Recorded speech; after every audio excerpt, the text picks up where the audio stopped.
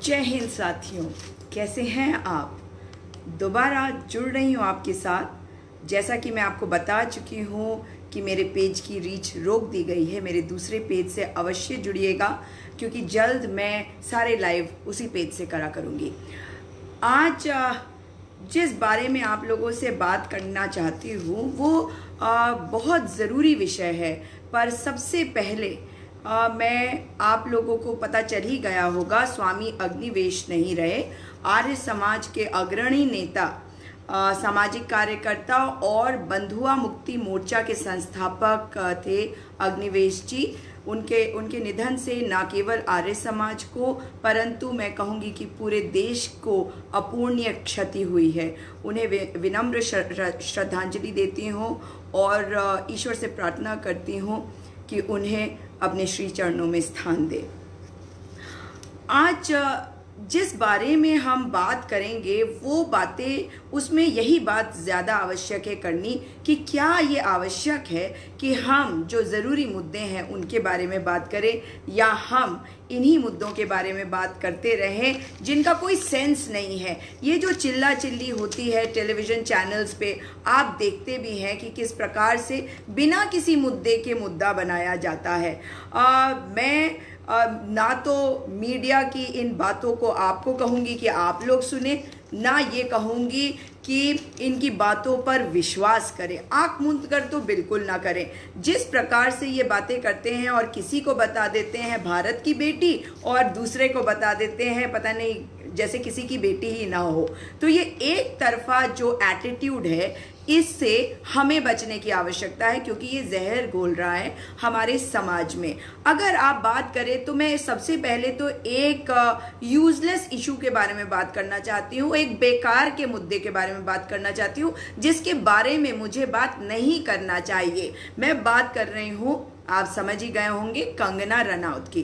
कंगना रनौत अगर देश की बेटी है तो उसका सम्मान करना चाहिए। अगर किसी ने भी अभद्र भाषा का इस्तेमाल कंगना रनौत के लिए किया है तो उसकी निंदा करी जानी चाहिए। परंतु कंगना रनौत को ये भी समझ लेना चाहिए कि केवल वो ही नहीं है देश की बेटी। आज ट्वीट करके कह रही है कि डम बिम्बोज ने रिया चक्रवर्ती के लिए जस्टिस की मांग करी है। क्यों ना करे, क्यों ना करे। आज मैंने देखा कि अर्नब गोस्वामी का भी एक छोटा सा क्लिप मैंने देखा जिसमें वो कह रहे थे कि पूरा देश जो है वो कंगना रनौत के साथ है। नहीं, मैं नहीं हूँ कंगना रनौत के साथ, और भी बहुत सारे लोग कंगना रनौत के साथ नहीं है। अगर हम किसी के साथ हैं तो हम सच्चाई के साथ हैं, हम देश के साथ हैं, देश के असली मुद्दों के साथ हैं, देश के उन गरीबों के साथ हैं जिनके पेट में खाना नहीं है, उन किसानों के साथ है जो आत्महत्याएं कर रहे हैं, उन लोगों के साथ है जिनकी नौकरियां चली गई हैं, उन नौजवानों के साथ है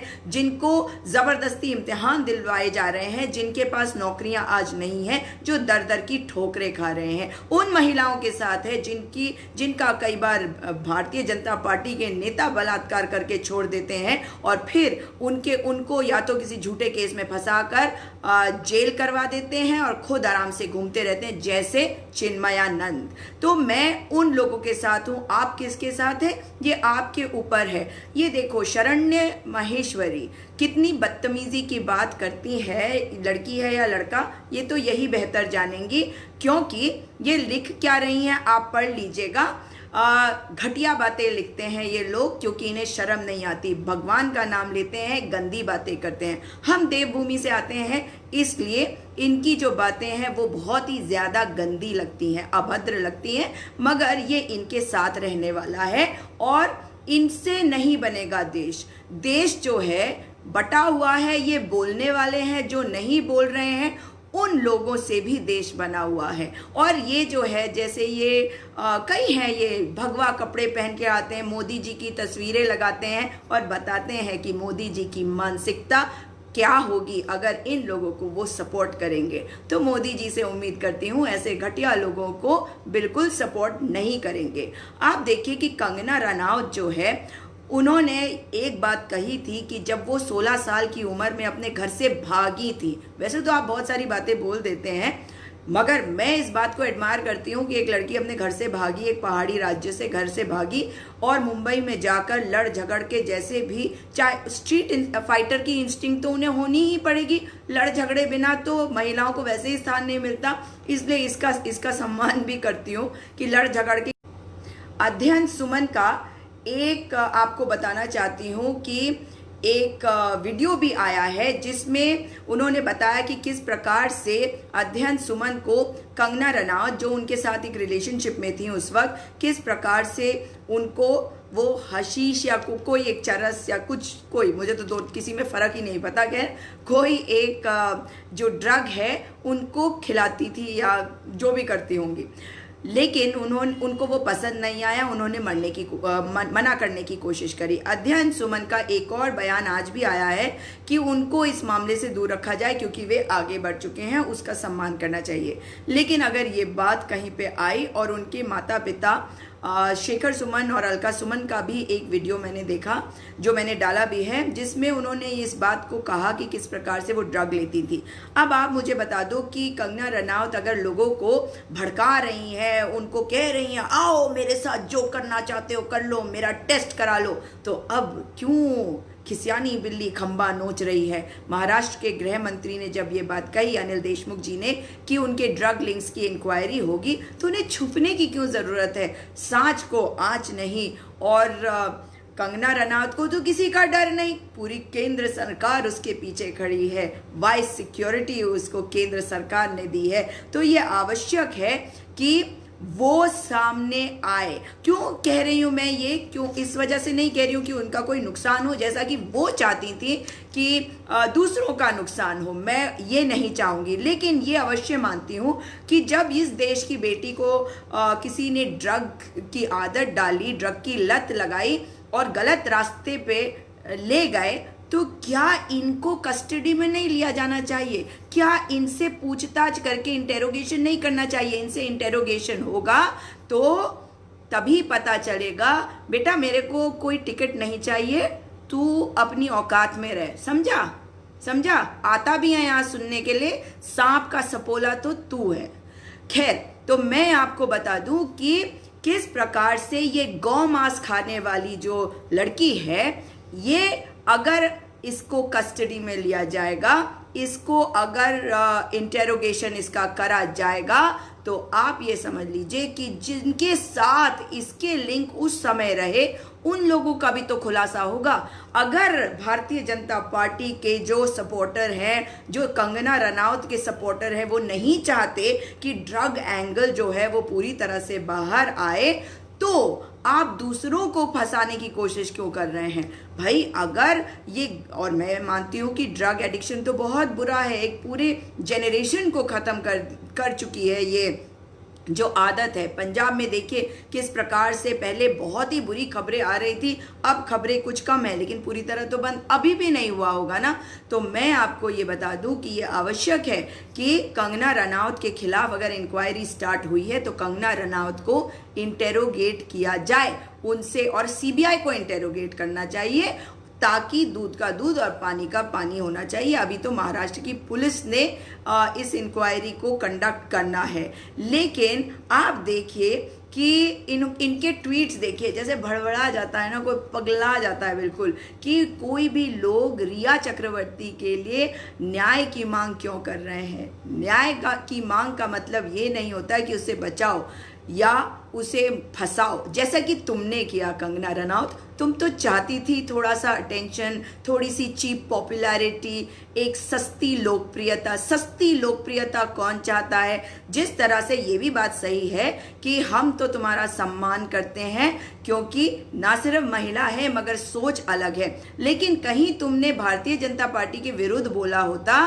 तो तुम्हारी तो वो सारी वीडियोस निकाल के ये वायरल करते जहां तुम कहती थी कि गौ मांस खाने के बारे में, या जहां तुमने झांसी की रानी का मजाक उड़ाया था, जबकि तुमने झांसी की रानी की फिल्म बनाई, उस वीडियो की जहां पे तुम एक लकड़ी के घोड़े पे चढ़ के शूटिंग करवा रही हो, है ना। तो बहुत सारी चीजें हैं जिसमें तुम्हारी भद मच जाती, और खास करके जिस प्रकार के कपड़े तुम पहनती हो, ये भारतीय जनता पार्टी के सपोर्टर ये तुम्हारी वही तस्वीरों को वायरल कर रहे होते, जैसा कि ये करते रहते हैं। लेकिन आप देखिए कि किस प्रकार से अर्नब गोस्वामी आज भड़बड़ाए हुए बेचारे आए टीवी पे। कल तक तो यूं कर रहे थे ना, ए तू इधर आ, तू उधर आ, ओए एंटोनियो माइनो, ओए उद्धव ठाकरे, ये सब हो रहा था ना कल तक। आज घिग्गी बंद गई, हम नहीं डरेंगे, हम नहीं झुकेंगे। लेकिन उनके जो 4 या कितने जो रिपोर्टर हैं उनको बंद किया हुआ है। क्यों?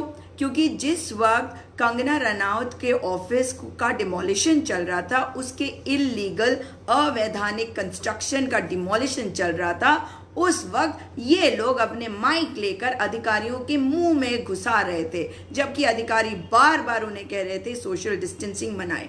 लेकिन ये भी आवश्यक है कि इस तरह के चैनल्स पर लगाम इसलिए लगनी चाहिए क्योंकि इनकी वजह से मीडिया ट्रायल नहीं हुआ, सुशांत सिंह राजपूत के मामले में मीडिया एग्जीक्यूशन हुआ है। और जिस प्रकार से ये लोग आज जो भारतीय जनता पार्टी के सपोर्टर हैं, जिस प्रकार से ये समर्थन कर रहे हैं कंगना रनौत का, यही वो लोग हैं जिन्होंने अपनी घटियापन दिखाई जब इन्होंने ये बात कही कि कंगना रनौत जो है वो सारा पैसा खा रही थी सुशांत सिंह राजपूत का, सुशांत सिंह राजपूत से अपने ऊपर खर्चा करवा रही थी। अगर वो उसकी गर्लफ्रेंड थी तो वो उसका अधिकार था, परंतु ये सारी बातें तो इन्हें बोलनी है क्योंकि दिमाग है नहीं इनके पास, घटियापन है। और हर जितने ये आप देखेंगे कि जितने ये कमेंट हमारे उस पे करते हैं, लाइव पे, हमारे पोस्ट पे, ये उसके स्क्रीनशॉट आगे भेजते हैं ताकि 2-2 रुपए इकट्ठा कर ले। तो बढ़िया है, हमारी वजह से इनको कुछ पैसा मिल जाता है कोरोना काल में, जबकि बहुत सारे लोग, आप जानते हैं, गरीब लोग सड़कों पे घूम रहे हैं,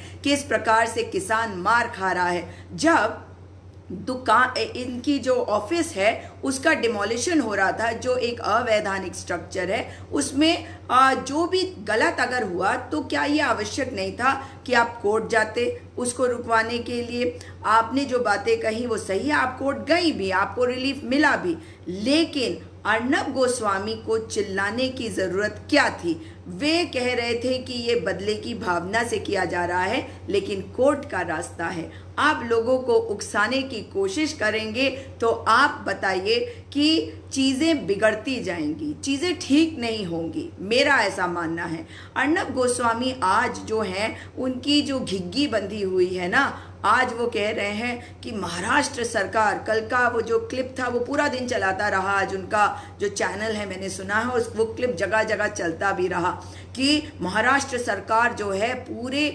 महाराष्ट्र में रिपब्लिक भारत का ब्लैकआउट करने जा रहा है। भाई आपका तो ब्लैकआउट होना चाहिए, आपका तो मुंह ही काला है बिल्कुल। और मैं काले का रंग के हिसाब से नहीं कह रही हूँ, जो मुंह काला करने वाला मुहावरा है उसके बारे में कह रही हूँ, क्योंकि आप देश के अंदर गंदगी डाल रहे हैं और आप गलत बातों को कह रहे हैं, गलत तरीकों से कह रहे हैं, और जिस तरीके से कह रहे हैं वो तरीका गलत है, हमारे बच्चों को गलत राह पे ले जाएगा अगर वे आपको सुनेंगे। और मैं इस बात को मानती हूँ कि अभिव्यक्ति की आज़ादी होनी चाहिए और हमारे जो मीडिया है उनको आज़ादी मिलनी चाहिए, मगर आज की मीडिया केवल वो मीडिया दिखाई देती है, उन लोगों को एडवर्टाइजमेंट सरकार देती है जो सरकार का समर्थन करे, जो सरकार के बारे में बात करे। अर्नब गोस्वामी का चैनल जो है, अगर महाराष्ट्र में ब्लैकआउट हुआ तो बहुत अच्छी बात हुई है, उसका बहुत स्वागत है, क्योंकि जिस तरह की वहाँ स्थिति अभी बनी हुई है उसमें ये आवश्यक भी है कि स्थिति और खराब ना हो। उद्धव ठाकरे, संजय राउत, अनिल देशमुख, इनको किस प्रकार से आप गलत गंदी भाषा का इस्तेमाल करके चैलेंज कर रहे थे। आज लोगों से निवेदन कर रहे हैं कि लोग हमारा साथ दें, हमने आपके लिए अपने चैनल को नंबर 1 बनाया। नंबर 1 तो आपने अपना चिल्ला चिल्ली करके बनाया होगा, मगर ये आवश्यक है कि असली मुद्दों की बात करें। देश की बेटी क्या रिया चक्रवर्ती नहीं? देश की बेटी क्या कुलदीप सेंगर द्वारा जिस लड़की का बलात्कार हुआ वो लड़की नहीं? जो कितनी सारी लड़कियां हैं जो पढ़ाई नहीं कर पाती, क्या वो लड़कियां देश की बेटियां नहीं हैं? तो देश की हर बेटी है, हर बेटी को अधिकार है कि उसको सुना जाए, उसे न्याय मिले। तो अगर रिया चक्रवर्ती के मैटर में कोई कहता है कि उसे न्याय दिया जाए, तो यू डम bimbo Kangana Ranaut, do not call others a bimbo because you are coming across as a stupid bimbo. You are a complete idiot because you do not know what you're saying. I forgive you for that, but you are indeed a bimbo, a dumb-headed blonde. That's what you are. Bharat और China के border में जो स्थिति बनी हुई है, इसके बारे में आपको बात करने की आवश्यकता है। जिस प्रकार से जब बुलडोजर चला कंगना रनौत के ऑफिस पे, आपने वो तो देख लिया, पर पता है कि उसी वक्त अहंकार में डूबी हरियाणा की भारतीय जनता पार्टी की डबल इंजन सरकार हरियाणा में किसानों के ऊपर डंडे बरसा रही थी। आज आपसे जानना चाहती हूं कि आपको क्या उनके बारे में बात करने की आवश्यकता नहीं? क्या ये अहंकार नहीं है? ये वो किसान है जिनकी वजह से ये देश है, क्योंकि ये कृषि प्रधान देश है। आप देखिए कि किस प्रकार से अगर हम बात करते हैं चाइना के मैटर को, तो चाइना में विदेश मंत्री, चाइना में रक्षा मंत्रियों की जो बातें हैं उनके बारे में बता दूं। चाइना के विषय में रक्षा मंत्री हमारे गए थे मॉस्को, वहाँ पे चीन के जो रक्षा मंत्री है उन दोनों की आपस में बातचीत हुई। विदेश मंत्री जो हैं एस जयशंकर, उनकी और जो चाइना के विदेश मंत्री है आज आमने सामने उनकी भी बातें हुई हैं। पिछली बात उनकी हुई थी 17 जून को फोन पर, और उसमें 5 बिंदुओं पे ये कहा गया है कि वे सहमति बनाएंगे, क्योंकि जिस प्रकार की स्थिति बनी हुई है हमारे लद्दाख में, वो दोनों ही देशों के लिए ठीक नहीं है। परंतु ये आवश्यक है कि इस मामले में जो सरकार है वो देश को बताए कि स्थिति क्या है। आपको बता दूं कि जिस प्रकार से स्थिति बनी हुई है वो बहुत चिंता का विषय बन गया है, और इस पर आज सवाल हुआ भी है। आज रक्षा मामले से जो जुड़ी हुई पार्लियामेंट्री स्टैंडिंग कमेटी है, आज उनकी मीटिंग हुई थी, और पार्लियामेंट में जो एनेक्सी है वहाँ पे इस मीटिंग को ऑर्गेनाइज किया गया। और रक्षा मामलों से जुड़ी इस मीटिंग में जो एजेंडा था उसमें बेसिकली कुछ और मुद्दे थे, मगर बैठक में जो कांग्रेस के सांसद राहुल गांधी जी हैं और जो अन्य दल के नेता भी हैं वो भी मौजूद थे, शरद पवार जी थे, और बैठक का जो ऑफिशियल एजेंडा था वो था मेनली जो सीमावर्ती क्षेत्रों में जो सुरक्षा बलों के लिए राशन और जो बाकी चीज़ें हैं उनकी क्वालिटी की किस प्रकार से ध्यान रखा जाए। और इसी समय पर इसके बारे में बात करते वक्त जो एनसीपी के सुप्रीमो हैं शरद पवार जी, उन्होंने लद्दाख में एलएसी के हालातों के बारे में मांग रखी। उन्होंने कहा कि एलएसी में जो मौजूदा स्थिति है उस पर एक प्रेजेंटेशन दिया जाए, और रक्षा मंत्रालय के जो अधिकारी थे उन्होंने कहा है कि हमने आपके रिक्वेस्ट का संज्ञान लिया है और हमने इसको नोट कर लिया है। और इस बैठक में आपको ये भी बता दूं कि chief of defence general Bipin Rawat भी मौजूद थे। मीटिंग में मेनली जो बात थी वो, जैसा कि मैंने कहा कि खाना और बाकी चीज़ों की क्वालिटी के बारे में बात होनी थी, तो मीटिंग में राहुल गांधी जी ने ये कहा कि जो खाना है वो अधिकारियों के लिए और जवानों के लिए अलग बनता है। तो सुरक्षा बल के अधिकारियों का खाना अलग और जवानों का खाना अलग होता है, ऐसा क्यों होता है? तो इसका जो जवाब मिला था वो ये था, रक्षा मंत्रालय के अधिकारियों ने कहा कि जो जवान हैं वो ग्रामीण इलाकों से आते हैं, तो उनके खाने में जो उनको पसंद आता है वो अधिकारियों की तुलना में अलग होता है। इसलिए जो ज़्यादातर लोग हैं वो ग्रामीण इलाकों से आते हैं, और इसी कारण से जवानों और अधिकारियों को जो खाना दिया जाता है उसकी क्वालिटी में फ़र्क नहीं होता, लेकिन खाना अलग अलग बनाया इसलिए जाता है। ये बहुत महत्वपूर्ण बात थी, मगर जय जवान अगर है तो जय किसान भी है। ये आप जानते हैं कि स्लोगन हमें दिया था हमारे देश के बहुत ही सौम्य प्रधानमंत्री लाल बहादुर शास्त्री जी ने। और हमारे किसानों के साथ अगर अन्याय हो रहा है तो हमें उनके लिए भी अपनी आवाज़ को बुलंद करना पड़ेगा। एक और विषय के बारे में आपको बता दूं, एक वीडियो मैंने पहले भी पोस्ट करी है, दोबारा भी करूंगी उस विषय पे। हमारे जो 4 धाम है इनको छोटा धाम कहा जाता है, मतलब बद्रीनाथ, केदारनाथ, यमुनोत्री और गंगोत्री।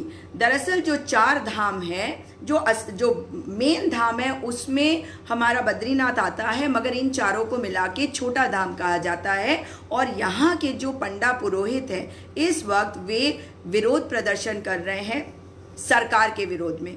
और एक वीडियो मैंने ऐसी डाली है जिसमें केदार सभा के जो अध्यक्ष है पंडित विनोद शुक्ला जी, उन्होंने कहा है कि केदार बाबा से प्रार्थना है कि मोदी जी को सद्बुद्धि दे। जी हाँ, केदार बाबा से प्रार्थना है कि मोदी जी को सद्बुद्धि दे।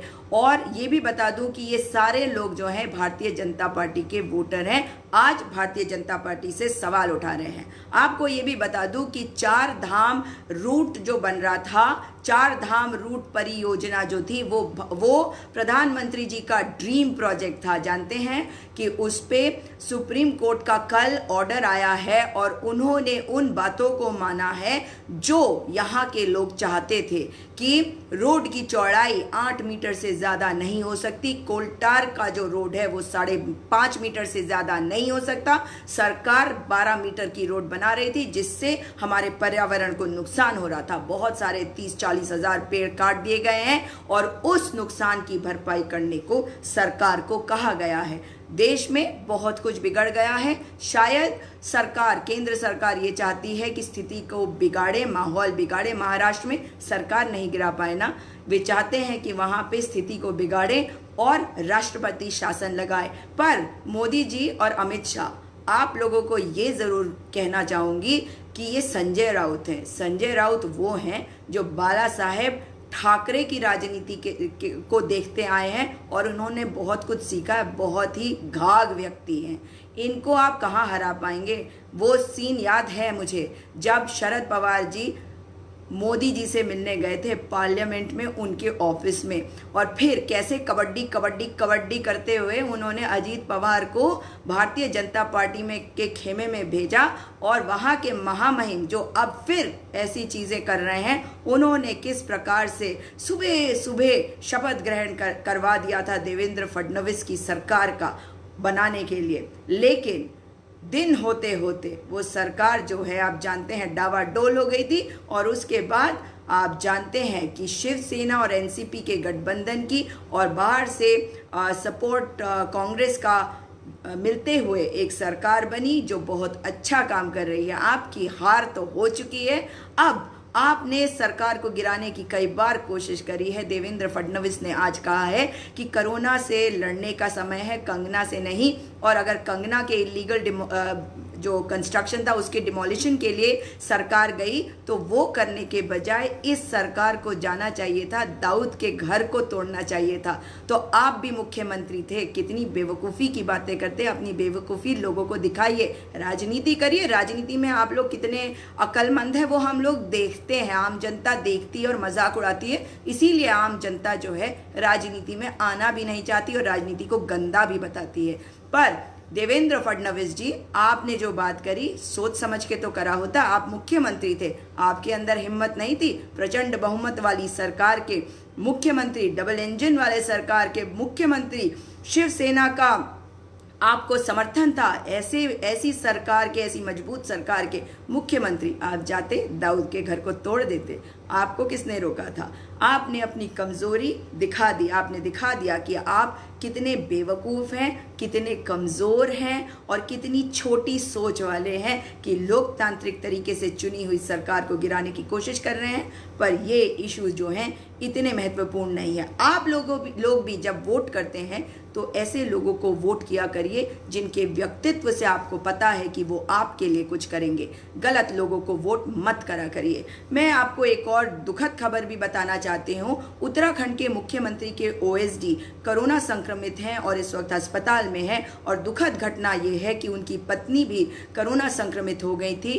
पिछले रविवार को उन्हें अस्पताल में भर्ती कराया गया और बुधवार को उनकी मृत्यु हो गई। मैं ईश्वर से प्रार्थना करती हूँ कि भगवान उनकी आत्मा को शांति दे, उनके परिवार को हिम्मत दे इस दुख की घड़ी में।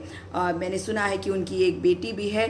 मैं भगवान से प्रार्थना करूंगी कि उस बच्ची को हौसला दे, क्योंकि इस वक्त उसके पिता जो हैं वो भी अस्पताल में है, कोरोना से जूझ रहे हैं। इसके अलावा आपको बता दूं कि देशराज कर्णवाल, जिनको भारतीय जनता पार्टी ने नोटिस दिया था अनुशासनहीनता के लिए, और फिर उनको वापस लेने की कार्रवाई भी उनकी चल रही थी, उत्तराखंड के नेता हैं, उनको भी कोरोना हो गया है। इसके अलावा प्रणव चैंपियन, वो भी एक और नेता थे जिनको इन्होंने निकाल दिया था, निष्कासित कर दिया था 6 साल के लिए, मगर 13 महीनों में चुनाव आ रहे हैं ना, इसलिए उन्हें वापस ले लिया। जबकि उन्होंने उत्तराखंड जो हमारी माँ समान है, माँ समान नहीं माँ है, देवभूमि को अभद्र शब्द, बहुत ही गंदी भाषा में गाली दी थी और उनको वापस इन्होंने ले लिया। इस प्रकार की ये सरकार है। फिर आपको बताना चाहती हूँ आखिर में साथियों कि मेरे पेज की रीच फेसबुक ने रोक दी है। फेसबुक का मानना है कि वो मेरे पेज को अनपब्लिश भी कर सकता है, इसलिए मेरा एक दूसरा पेज है, उससे जुड़िएगा। इसी वजह से कम पोस्ट आप देख रहे होंगे, क्योंकि रीच रुकी हुई है। फिर भी मैंने सोचा कि आज आपसे बात करूं। इस वीडियो को अधिक से अधिक इसलिए शेयर करिएगा क्योंकि इसकी रीच फेसबुक ने रोकी हुई है।